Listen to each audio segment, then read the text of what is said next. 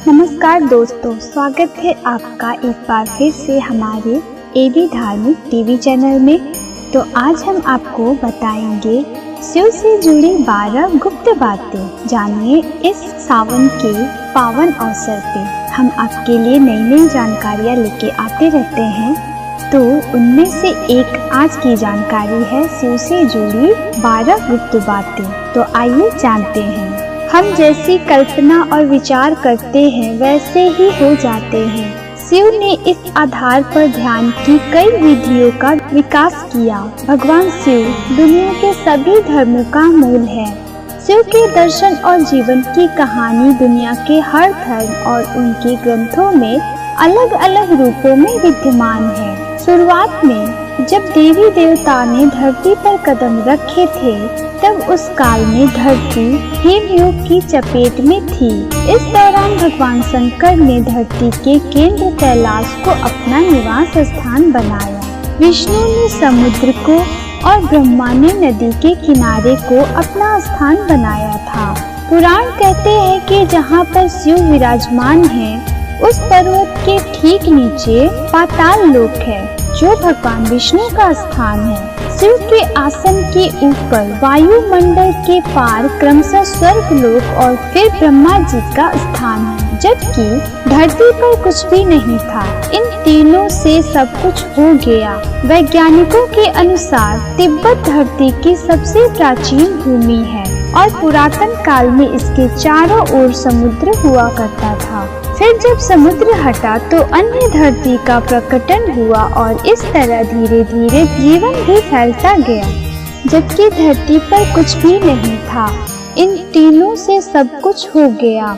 वैज्ञानिकों के अनुसार तिब्बत धरती की सबसे प्राचीन भूमि है और पुरातन काल में इसके चारों ओर समुद्र हुआ करता था। फिर जब समुद्र हटा तो अन्य धरती का प्रकटन हुआ और इस तरह धीरे धीरे जीवन भी फैलता गया। सर्वप्रथम शिव ने ही धरती पर जीवन के प्रचार प्रसार का प्रयास किया, इसलिए उन्हें आदि देव भी कहा जाता है। आदि का अर्थ प्रारंभ। शिव को आदिनाथ भी कहा जाता है। आदिनाथ होने के कारण उनका नाम आदेश भी है। इस आदेश शब्द से ही आदेश शब्द बना है। नाथ, साधु जब एक दूसरे से मिलते हैं तो कहते हैं आदेश। शिव के अलावा ब्रह्मा और विष्णु के संपूर्ण धरती पर जीवन की उत्पत्ति और पालन का कार्य किया। सभी ने मिलकर धरती को रहने लायक बनाया और यहाँ देवता, दैत्य, दानव, गंधर्व, यक्ष और मनुष्य की आबादी को बढ़ाया। महाभारत काल में ऐसी मान्यता है कि महाभारत काल तक देवता धरती पर रहते थे। महाभारत के बाद सभी अपने अपने धाम चले गए। कलयुग के प्रारंभ होने के बाद देवता बस विग्रह रूप में ही रह गए, अतः उनके विग्रहों की पूजा की जाती है। पहले शिव थे रुद्र। वैदिक काल के रुद्र और उनके अन्य स्वरूप तथा जीवन दर्शन को पुराणों में विस्तार मिला। वेद जिन्हें रुद्र कहते हैं, पुराण उन्हें शंकर और महेश कहते हैं। वराह काल के पूर्व के कालों में भी शिव थे। उन कालों की शिव की गाथा अलग है। देवों के देव महादेव, देवताओं की दैत्यों से प्रतिस्पर्धा चलती रहती थी।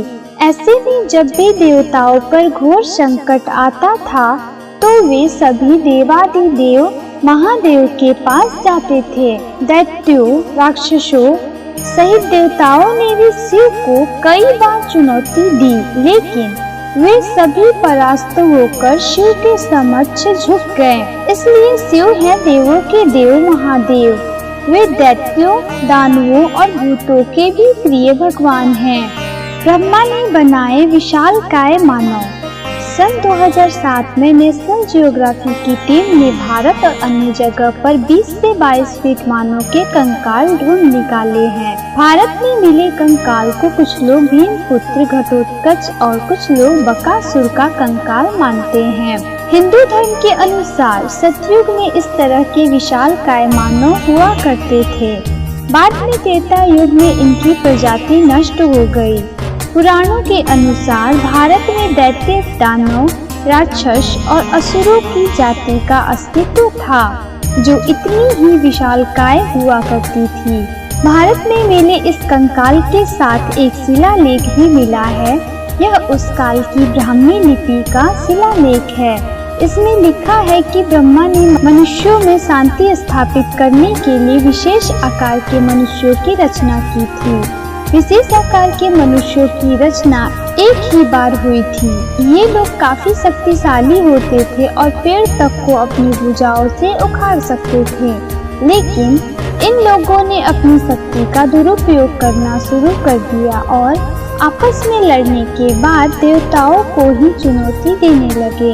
अतः भगवान शंकर ने सभी को मार डाला और उसके बाद ऐसे लोगों की रचना फिर नहीं की गई। शिव के पास थे ये 3 खास अस्त्र। शिव का धनुष पिनाक। शिव ने धनुष को बनाया था, उसकी टंकार से ही बादल फट जाते थे और पर्वत हिलने लगते थे। ऐसा लगता था मानो भूकंप आ गया हो। यह धनुष बहुत ही शक्तिशाली था। इसी के एक तीर से त्रिपुरासुर की तीनों नगरियों को ध्वस्त कर दिया गया था। इस धनुष का नाम पिनाक था। देवी और देवताओं के काल की समाप्ति के बाद इस धनुष को देवरात को सौंप दिया गया था। उल्लेखनीय है कि राजा दक्ष के यज्ञ में यज्ञ का भाग शिव को नहीं देने के कारण भगवान शंकर बहुत क्रोधित हो गए थे और उन्होंने सभी देवताओं को अपने पिनाक धनुष से नष्ट करने की ठानी। एक टंकार से धरती का वातावरण भयानक हो गया। बड़ी मुश्किल से उनका क्रोध शांत किया गया। तब उन्होंने यह धनुष देवताओं को दे दिया। देवताओं ने राजा जनक के पूर्वज देवरात को दे दिया। राजा जनक के पूर्वजों में निमि के ज्येष्ठ पुत्र देवरात थे। शिव धनुष उन्हीं के धरोहर स्वरूप राजा जनक के पास सुरक्षित था। यह धनुष को भगवान शंकर ने स्वयं अपने हाथों से बनाया था।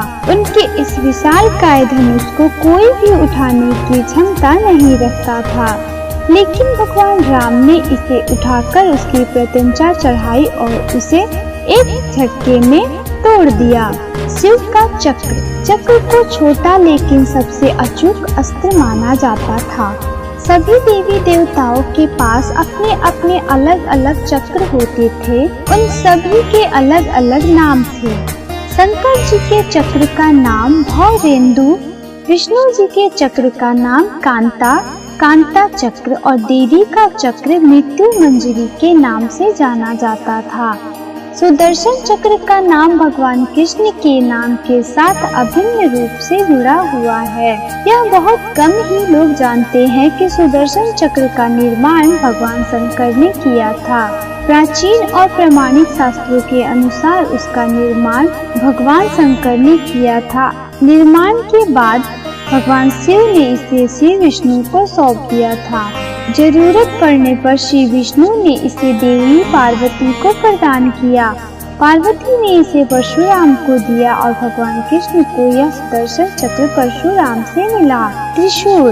उनके पास सिर्फ एक त्रिशूल ही होता था। यह बहुत ही अचूक और घातक अस्त्र था। त्रिशूल 3 प्रकार के कष्टों दैनिक, दैविक, भौतिक के विनाश का सूचक है। इसमें 3 तरह की शक्तियाँ हैं, सत्य, रज और तम, प्रोटॉन, न्यूट्रॉन और इलेक्ट्रॉन। इसके अलावा पाशुपतास्त्र भी शिव का अस्त्र है। शिव के गले में जो सांप है उसका नाम जानिए और उसके बारे में जानते हैं। शिव का सेवक वासुकी। शिव को नागवंशियों से घनिष्ठ लगाव था। नाग कुल के सभी लोग शिव के क्षेत्र हिमालय में ही रहते थे। कश्मीर का अनंत नाग इन नागवंशियों का गढ़ था। नाग कुल के सभी लोग शैव धर्म का पालन करते थे। नागों के प्रारंभ में 5 कुल थे। उनके नाम इस प्रकार हैं: शेषनाग, अनंत, वासुकी, तक्षक, पिंगला और ककोटक। ये शोध के विषय हैं कि ये लोग सर्प थे या मानव या आधे सर्प और आधे मानव। हालांकि इन सभी को देवताओं की श्रेणी में रखा गया है। तो निश्चित ही ये मनुष्य नहीं होंगे। नाग वंशावलियों में शेषनाग को नागों का प्रथम राजा माना जाता है। नाग वंशावलियों में शेषनाग को नागों का प्रथम राजा माना जाता है। शेषनाग को ही अनंत नाम से भी जाना जाता है। ये भगवान विष्णु के सेवक। इसी तरह आगे चलकर शेषनाग के बाद वासुकी हुए, जो शिव के सेवक बने। फिर तक्षक और पिंगला ने राज्य संभाला। वासुकी का कैलाश पर्वत के पास ही राज्य था और मान्यता है कि तक्षक ने ही तक्षक शिला बसाकर अपने नाम से तक्षक कुल चलाया था। उक्त पांचों की गाथाएं पुराणों में पाई जाती है। योग शास्त्र के प्रवर्तक भगवान शिव के विज्ञान भैरव तंत्र और शिव संहिता में उनकी संपूर्ण शिक्षा और दीक्षा समाई हुई है। तंत्र के अनेक ग्रंथों में उनकी शिक्षा का विस्तार हुआ है। भगवान शिव के योग को तंत्र या वाम योग कहते हैं। इसी की एक शाखा हठ योग की है। भगवान शिव कहते हैं, वामो मार्ग परम गहनो योगी तामाप्यगमय, अर्थात वाम मार्ग अत्यंत गहन है और योगियों के लिए भी अगमय है। शिव के शिष्य। शिव तो जगत के गुरु हैं। मान्यता अनुसार सबसे पहले उन्होंने अपना ज्ञान सप्त ऋषियों को दिया था। सप्त ऋषियों ने शिव से ज्ञान लेकर अलग अलग दिशाओं में फैलाया और दुनिया के कोने कोने में शैव धर्म, योग और ज्ञान का प्रचार प्रसार किया। इन सातों ऋषियों ने एक ऐसा व्यक्ति नहीं छोड़ा जिसको शिव कर्म, परंपरा आदि का ज्ञान नहीं सिखाया गया हो। आज सभी धर्मों में इसकी झलक देखने को मिल जाएगी। परशुराम और रावण भी शिव के शिष्य थे। शिव ने ही गुरु और शिष्य परंपरा की शुरुआत की थी, जिसके चलते आज भी नाथ, शैव, शाक्त आदि सभी संतों में उसी परंपरा का निर्वाह होता आ रहा है। आदि गुरु शंकराचार्य और गुरु गोरखनाथ ने इसी परंपरा को आगे बढ़ाया है। सप्त ऋषि ही शिव के मूल शिष्य। भगवान शिव ही पहले योगी हैं और मानव स्वभाव की सबसे गहरी समझ उन्हीं को है। उन्होंने अपने ज्ञान के विस्तार के लिए 7 ऋषियों को चुना और उनको योग और अलग अलग पहलुओं का ज्ञान दिया, जो योग के 7 बुनियादी पहलू बन गए। वक्त के साथ इन 7 रूपों से सैकड़ों शाखाएं निकल आई। योग का 8वां अंग मोक्ष है। 7 अंग तो उस मोक्ष तक पहुंचने के लिए है। शिव के गणों के नाम। शिवगण। भगवान शिव की सुरक्षा और उनके आदेश को मानने के लिए उनके गण सदैव तत्पर रहते हैं। उनके गणों में भैरव को सबसे प्रमुख माना जाता है। उसके बाद नंदी का नंबर आता है और फिर वीरभद्र। जहाँ भी शिव मंदिर स्थापित होता है वहाँ रक्षक कोतवाल के रूप में भैरव जी की प्रतिमा भी स्थापित की जाती है। भैरव 2 हैं, काल भैरव और बटुक भैरव। दूसरी ओर वीरभद्र शिव का एक बहादुर गण था, जिसने शिव के आदेश पर दक्ष प्रजापति का सर धड़ से अलग कर दिया। देव संहिता और स्कंद पुराण के अनुसार शिव ने अपनी जटा से वीरभद्र नामक गण उत्पन्न किया। इस तरह उनके ये प्रमुख गण थे: भैरव, वीरभद्र, मणिभद्र, चंदिस, नंदी, भृंगी, भृगिरिति, शैल, गोकर्ण, घंटाकर्ण, जय और विजय। इसके अलावा पिशाच, दैत्य और नाग नागिन पशुओं को भी शिव का गण माना जाता है। ये सभी गण धरती और ब्रह्मांड में विचरण करते हैं और प्रत्येक मनुष्य, आत्मा आदि की खैर खबर रखते हैं। शिव के द्वारपाल। कैलाश पर्वत के क्षेत्र में उस काल में कोई भी देवी या देवता, दैत्य या दानव शिव के द्वारपाल की आज्ञा के बगैर अंदर नहीं जा सकता था। ये द्वारपाल संपूर्ण दिशाओं में तैनात थे। इन द्वारपालों के नाम हैं नंदी, स्कंद, ऋषि, वृषभ, भृंगी, गणेश, उमा महेश्वर और महाकाल। उल्लेखनीय है कि शिव के गण और द्वारपाल नंदी ने ही काम शास्त्र की रचना की थी। काम शास्त्र के आधार पर ही काम सूत्र लिखा गया था। अमरनाथ के अमृत वचन। शिव द्वारा माँ पार्वती को जो ज्ञान दिया गया वह बहुत ही गूढ़, गंभीर तथा रहस्य से भरा ज्ञान था। उस ज्ञान की आज अनेकानेक शाखाएं हो चली है। वह ज्ञान योग और तंत्र के मूल सूत्रों में शामिल है। योग शास्त्र के प्रवर्तक भगवान शिव के विज्ञान भैरव तंत्र और शिव संहिता में उनकी संपूर्ण शिक्षा और दीक्षा समाई हुई है। तंत्र के अनेक ग्रंथों में उनकी शिक्षा का विस्तार हुआ है। भगवान शिव के योग को तंत्र या वाम योग कहते हैं। इसी की एक शाखा हठ योग भी है, शिव पंचायत। पंचायत का फैसला अंतिम माना जाता है। देवताओं और दैत्यों के झगड़े आदि के बीच जब कोई महत्वपूर्ण निर्णय होता था तो शिव की पंचायत का फैसला अंतिम होता था। शिव की पंचायत में 5 देवता शामिल थे। ये 5 देवता थे सूर्य, गणपति, देवी, रुद्र और विष्णु। ये शिव पंचायत कहलाते हैं। शिव पार्षद, जिस तरह जय और विजय विष्णु के पार्षद हैं, उसी तरह बाण, रावण, चंड, नंदी, भृंगी आदि शिव के पार्षद हैं। यहाँ देखा गया है कि नंदी और भृंगीगण भी द्वारपाल भी है और पार्षद भी। शिव चिन्ह, वनवासी से लेकर सभी साधारण व्यक्ति जिस चिन्ह की पूजा कर सके उस पत्थर के ढेले बटिया को शिव का चिन्ह माना जाता है। इसके अलावा रुद्राक्ष और त्रिशूल को भी शिव का चिन्ह माना गया है। कुछ लोग डमरू और अर्धचंद्र को भी शिव का चिन्ह मानते हैं। हालांकि ज्यादातर लोग शिवलिंग अर्थात शिव की ज्योति का पूजन करते हैं। शिव की जटाएं हैं। उन जटाओं में एक चंद्र चिन्ह होता है। उनके मस्तक पर तीसरी आंख है।